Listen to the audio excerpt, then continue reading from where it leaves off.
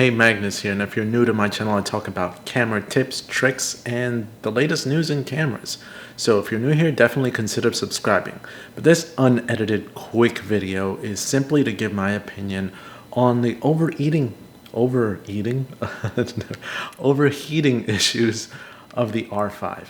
Now, the R5 was announced yesterday with all the specs and everything out there, and you can pre-order the camera as of right now.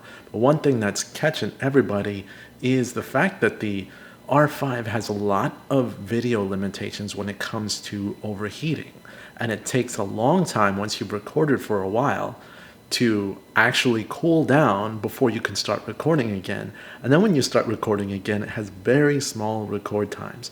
So I'm going to give you my opinion of it. I'll definitely give you just my opinion, not really what you should do. When it comes to recording in a long amount of time, for example, you could record, I think it said you can record 8K RAW for like 20 minutes before it actually overheats on you. And a lot of people are like, well, if you can't even record 8K 20 minutes. My opinion is that everyone's different, and their video settings and video needs are different. For example, if you've got multiple productions that need a lot of 8K raw footage because you're filming a large movie and you just happen to have a bunch of CF Express cards that are just really fast and you need them to record long periods of time, and then yeah, that'll be important to you. So you have to consider that, but we can't just say, you'll probably never do that, because you never know.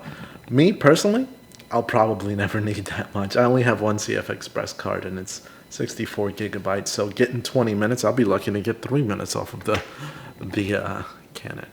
But even with the lower resolutions, like 4K 30, it still gives you limits before it starts to overheat.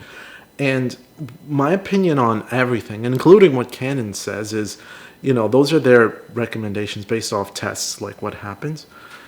But I'm not going to listen to anything until I get the camera in hand. But it's important to pay attention to those warnings and those settings, because if Canon's saying them, then they're probably an issue. But again, a little bit concerned. That's why sometimes you should watch reviews before you quickly pre-order a camera and just go for it. Like, I'm going to order this camera. That I've made my choice. And I already know these limitations, but I'm going to work with them. However, if I don't have to worry about them and I don't have to think about them when I get the camera, that's even better. But you don't know. You really don't know until you get it in your hands.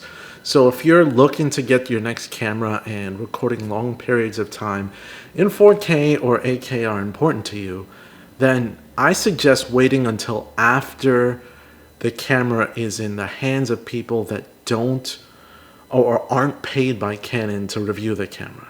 This is something that happens a lot, that you'll see a lot of reviews or previews that do nothing but speak amazing details on the cameras, but then when you get the camera, you're like, how come they didn't mention all of these flaws or go into more detail? It's because they can't.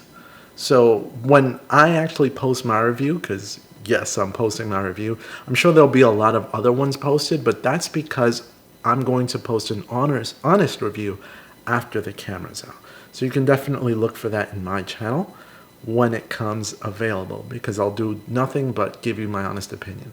But I'm excited for the photography end of the R5 as well, which is what has me excited for the camera in general, not just the video specs, which are still next level.